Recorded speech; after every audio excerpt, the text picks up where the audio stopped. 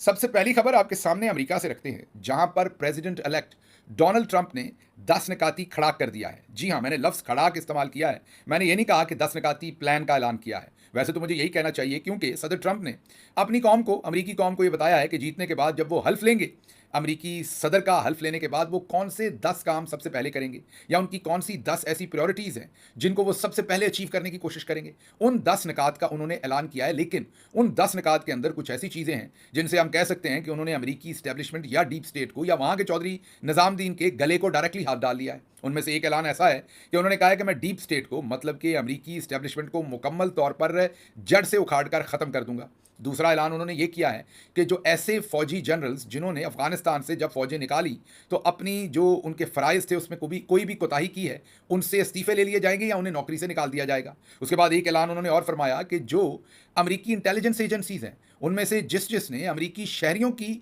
बेजा इंटेलिजेंस की या उनके ऊपर जासूसी की, और उन्होंने अपनी मिसाल भी दी कि जिन्होंने उनकी अपनी कैंपेन के ऊपर भी जासूसी की, उन तमाम को भी कड़े एहतसाब में से गुजरना पड़ेगा, उनको सजाएं दी जाएंगी और उनका एहतसाब किया जाएगा। इसके अलावा भी उन्होंने बहुत सारी चीज़ें कहीं, वो एक एक करके आपके सामने रखूंगा। लेकिन उससे पहले दूसरी तरफ से भी एक ऐलान आया है। दूसरी तरफ मतलब डिपार्टमेंट ऑफ जस्टिस ने आज ये बताया है कि ईरान ने सदर ट्रंप को 7 अक्टूबर को कत्ल करने का एक प्लान बनाया था। अब ये दोनों खबरें जब आपके सामने रखेंगे तो फिर आपको पता चलेगा कि जब सदर ट्रंप ने चौधरी निज़ामुद्दीन, मीन वहाँ के चौधरी निज़ामुद्दीन के गले को हाथ डाला, तो वापस अगलों ने भी मेरा ख्याल इंतजाम कर लिया है कि सदर ट्रंप को किस चीज़ में उलझाना है। तो पहले आपको ये ईरान वाली खबर दे दें, फिर आपको बताएंगे कि अब ट्रंप साहब का टाकरा वहाँ के चौधरी निज़ामुद्दीन के साथ हो गया है और अब देखते हैं कि कौन जीतता है। बहरहाल आज डिपार्टमेंट ऑफ जस्टिस ने यह बताया कि उन्होंने एक चीज़ इंटरसेप्ट की, या उनके पास एक शिकायत आई कि एक फरहाद शकीरी नाम का कोई ईरानी शहरी, जिसने 7 अक्टूबर को सदर ट्रंप को, जाहिर है उस वक्त तो वो इलेक्शन जीते नहीं थे, उस वक्त वो कैंडिडेट थे, कत्ल कराने के लिए उनको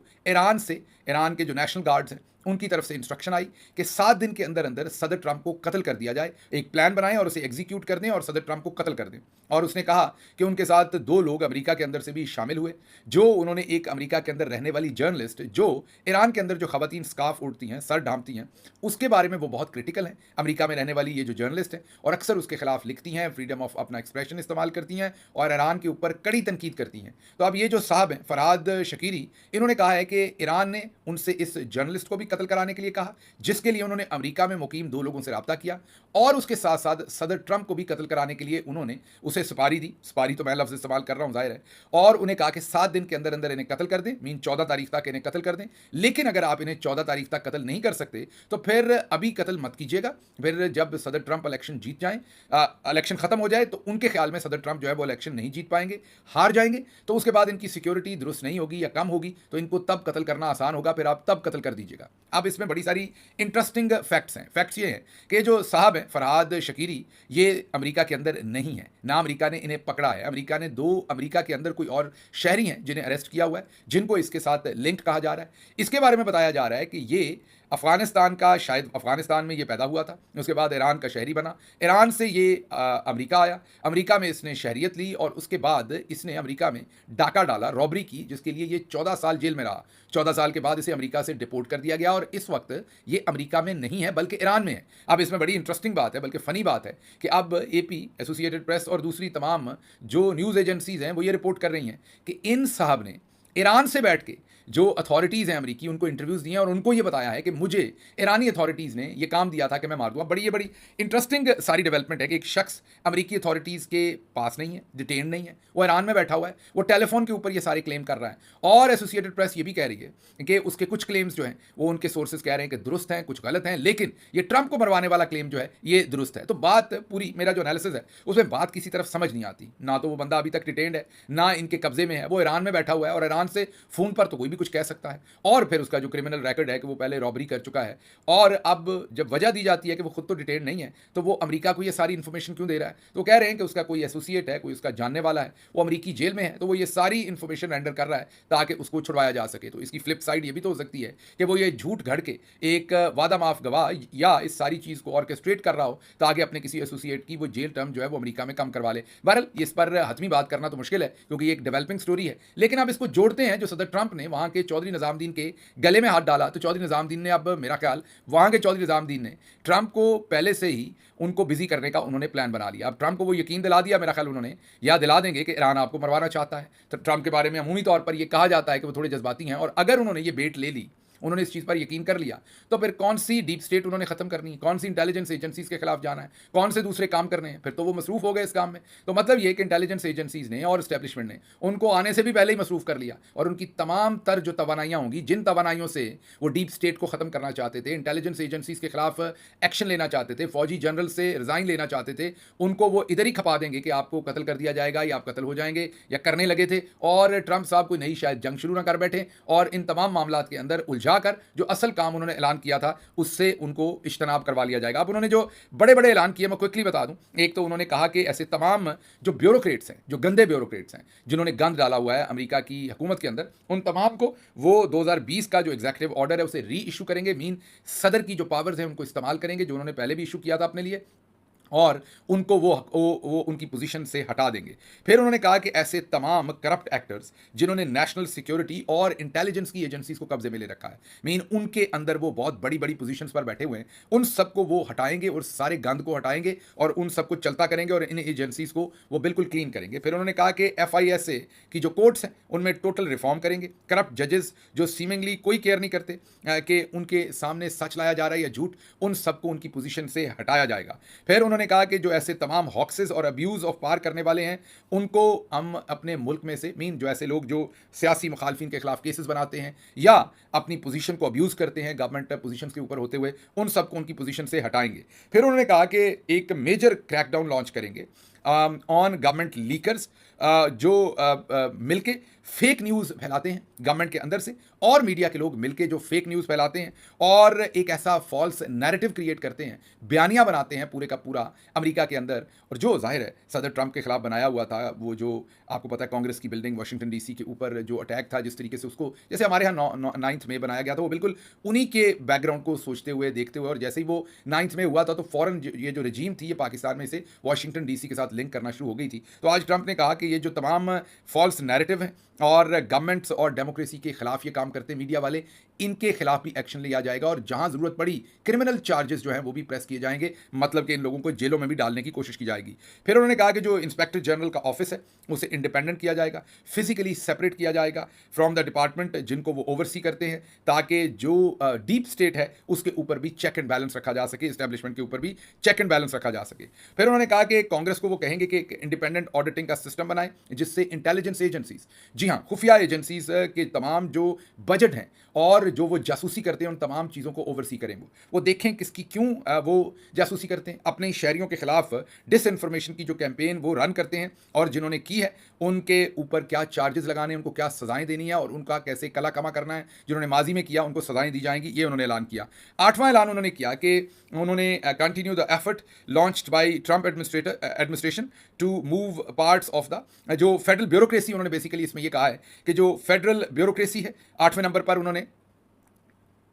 अगला जो 8वां नंबर है उसमें उन्होंने कहा है कि जो फेडरल ब्यूरोक्रेसी की बहुत सारी पोजीशंस हैं जो वाशिंगटन DC के अंदर घुसी हुई हैं उनको निकाल के दूसरे शहरों में मूव करेंगे। उन्होंने एग्जांपल दी कि जैसे पहले एक डिपार्टमेंट वो कोलोराडो मूव कर चुके हैं, अब और जगहों पर छोटे शहरों में या दूसरे शहरों में मूव करेंगे ताकि वाशिंगटन DC के ऊपर जो उनका कब्जा है वो कम हो सके। 9th नंबर पर उन्होंने कहा है कि वो बैन करेंगे फेडरल ब्यूरोक्रेट्स को कि वो ऐसी जगहों पर नौकरियां ना लें जिनके वो ऐसी कंपनीज जिनको वो रेगुलेट करते हैं या जिन कंपनी से उनका कॉन्फ्लिक्ट ऑफ इंटरेस्ट होता है। जैसे पाकिस्तान में लोग ISI में काम करते हैं और जैसे ही रिटायर्ड होते हैं सीधा किसी लैंड माफिया के अंदर जाकर नौकरी शुरू कर देते हैं, एंड वाइस वर्सा। और बहुत सारी ऐसी पोजीशंस आप देखते हैं कि हमारे army generals, military chief retired होते हैं और सीधा सऊदी अरब में जाकर नौकरी शुरू कर देते हैं। जाहिर है उनके पास बहुत सारे मुल्की राज होते होंगे और बहुत सारी ऐसी पोजीशंस। ये ट्रंप ने नहीं कहा, ये तो मैं आपको कह रहा हूं कि कैसे हमें यहां पर भी कॉन्फ्लिक्ट ऑफ इंटरेस्ट को पाकिस्तान में भी देखना पड़ेगा। वो कह रहे हैं कि वो देखेंगे। फिर उन्होंने आखिरी जो चीज़ कही है 10वें नंबर पर, उन्होंने कहा है कि वो कांग्रेस के अंदर भी वो टर्म्स जो हैं उन्हें इंट्रोड्यूस कराएंगे। एक ही कांग्रेसमैन 6-6 दफ़ा कांग्रेसमैन या कांग्रेस वोमेन बन जाते हैं,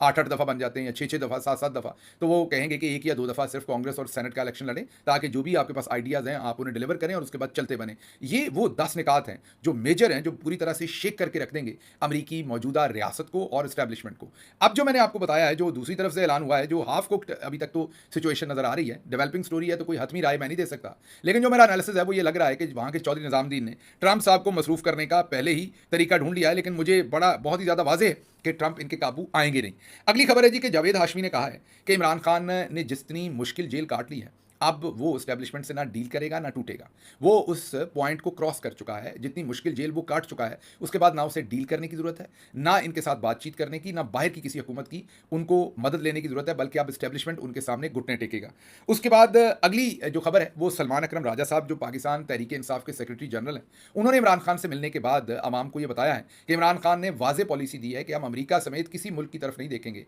कि वो हमें रिहाई दिलवाएं या पाकिस्तान के अंदर कुछ करें। उन्होंने कहा कि हम सबका एहतराम करते हैं और हम चाहेंगे कि हर मुल्क जो है वो लार्जर जो इंटरनेशनल कवानीन है उसके मुताबिक एक्ट करे। रही बात मेरी जेल की, तो मेरा और मेरी आवाम का काम है और हम पाकिस्तान के अंदर जद्दोजहद करेंगे, हम पाकिस्तानी कौम के ऊपर फोकस करेंगे, हम अमेरिका की हुकूमत के ऊपर फोकस नहीं करेंगे। हाँ, एक बात उन्होंने ज़रूर कही, जो मैंने कल भी आपके सामने रखी थी, कि बाइडन एडमिनिस्ट्रेशन क्योंकि हमारे खिलाफ थी, पाकिस्तान के खिलाफ थी, हमारी हुकूमत के खिलाफ थी, वो चले गए, ये अच्छी बात है। अब हमें लगता है अमेरिकी हुकूमत न्यूट्रल होगी, ना वो कोई किसी को शय देगी, ना उनकी कोई इन्वॉल्वमेंट होगी। बाकी यहाँ के मामला हम और हमारी आवाम जो है वो खुद देखेंगे। अच्छा जी, अगली खबर ये है कि मखसूस नशिस्तें नहीं दी गई पाकिस्तान तहरीक इंसाफ को। अब पाकिस्तान तहरीक इंसाफ मखसूस नशिस्तें लेने के लिए पेशावर हाई कोर्ट में रिट दायर करेगी और ज़ाहिर है तौहीन अदालत की कार्रवाई का वो तकाजा करेगी कि इलेक्शन कमीशन के खिलाफ तौहीन अदालत की कार्रवाई की जाए। अब ये किस हद तक ये चीज़ मुमकिन हो सकेगी कि नहीं, मैं ये नहीं कह सकता। जस्टिस याया अफरीदी के बैठे हुए मुझे नहीं लग रहा कि इसके अंदर से कोई बहुत कुछ निकलेगा, क्योंकि वो जिस तरीके से कि हमने उन्हें पहला जो हफ्ता डेढ़ हफ्ता था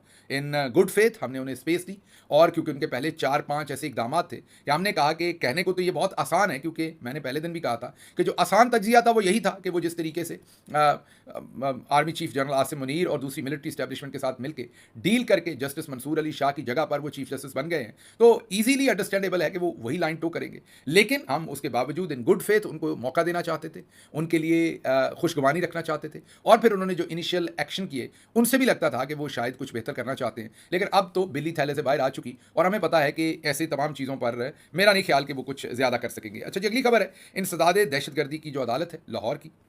उन्होंने 9 मई जलाओ गिराओ के मुकदमात, जो 9 मई के मुकदमात लाहौर में, उनकी तफ्तीश मुकम्मल की और उसमें अलीमा खानम साहबा और तमाम लोगों को कसूरवार ठहरा दिया है। जी हाँ, तफ्तीश के अंदर सबूत कोई नहीं है, लेकिन कसूरवार ठहरा दिया है। अब उनकी अबूरी ज़मानतें तो चल रही थी, अब हतमी ज़मानतों के ऊपर मेरा ख्याल 9 तारीख को बुला लिया गया है अदालत के अंदर, और इसके ऊपर अब बहस होगी और ये मुकदमात जो हैं वो आगे चलेंगे। सवात के सैदू शरीफ एयरपोर्ट में खुदाई के दौरान इंसानी लाशें मिली हैं, इंसानी लाशों की हड्डियाँ मिली हैं, और उनको फिलहाल लॉ इन्फोर्समेंट ने अपने कब्जे में लिया है, लेकिन इसके बारे में अभी तक कोई इन्फॉर्मेशन नहीं दी गई। ये रिपोर्टेड ही खबर कहेंगे क्योंकि मीडिया रिपोर्ट कर रहा है, ऑफिशियली इसकी कोई अभी तक इस खबर की किसी किस्म की कोई सरकारी सतह के ऊपर ऐलान इसका नहीं किया गया। अगली खबर एक फ्रांसीसी थिंक टैंक ने दी है। उन्होंने कहा है कि पाकिस्तान के अंदर इमरान खान जब से सियासत में आए, तो ऐसे पढ़े लिखे तबके जो पहले ना वोट डालते थे ना सियासत में दिलचस्पी लेते थे, उन्हें इमरान खान और उनकी पार्टी सियासत के अंदर लेकर आई, और उन्होंने ना सिर्फ दिलचस्पी लेना शुरू की बल्कि वोट करना शुरू किया। उन्होंने ये भी इस थिंक टैंक ने डिटरमिन किया है कि जब से इमरान खान साहब की पार्टी इलेक्शन में आई, तो बदतरीज हर इलेक्शन में नून लीग और पीपल्स पार्टी के पास जो चंद एक पढ़े लिखे वोटर उनके पास छोटी परसेंटेज में होते थे, वो भी बतदरीज कम होते गए, और तमाम पढ़े लिखे लोग या ज़्यादा तादाद जो पढ़े लिखे लोगों की थी वो इमरान खान की पार्टी को वोट करना शुरू कर दिया। अच्छा जी, अगली खबर, तो ये एक उन्होंने ओवरऑल इसको सम अप यही किया है कि इमरान खान की पार्टी ने पाकिस्तान के अंदर अच्छे और मुस्बत जो है वो सियासी तब्दीली की है, और पढ़े लिखे लोगों को सियासत के अंदर जो है वो उन्होंने मतवज्जो किया है या सियासत के अंदर अट्रैक्ट किया है। अगली खबर यह है कि मुशाहिद हुसैन सैयद लगता है कि इस मौजूदा रजीम को हार्ट अटैक करवाएंगे। वो रोज़ ही कोई ना कोई ऐसी बात कह देते हैं। उन्होंने कहा कि बेनज़ीर के लिए अमेरिका से कॉल आई थी, अब इमरान खान के लिए भी आएगी। ये मुशाहिद हुसैन सैयद साहब का बयान है। फिर उन्होंने कहा कि ट्रंप सिर्फ और सिर्फ पाकिस्तान में इमरान खान को ही जानता है और सिर्फ इमरान खान को ही पसंद करता है। फिर उन्होंने कहा कि एक उनके 3 ही इस्लामी दुनिया के अंदर दोस्त हैं ट्रंप के, एक सऊदी जो प्रिंस हैं, और एक जो यूएई के फरमारवा हैं, और तीसरे मुसलमान बड़ी पर्सनैलिटी में से इमरान खान है जो ट्रंप के दोस्त हैं, इसलिए वो ज़रूर फ़ोन करेंगे। अब वो फ़ोन करेंगे कि नहीं करेंगे, लेकिन मुशाहिद हुसैन सैयद साहब जो हैं वो ज़रूर इनको हार्ट अटैक करवा देंगे। और भी बहुत सारी खबरें हैं, उनको हमने पंजाबी व्लॉग में कवर किया है। मुझे फिलहाल यहाँ से इजाज़त दीजिए। अल्लाह आपका हामी और नासिर हो। पाकिस्तान जिंदाबाद।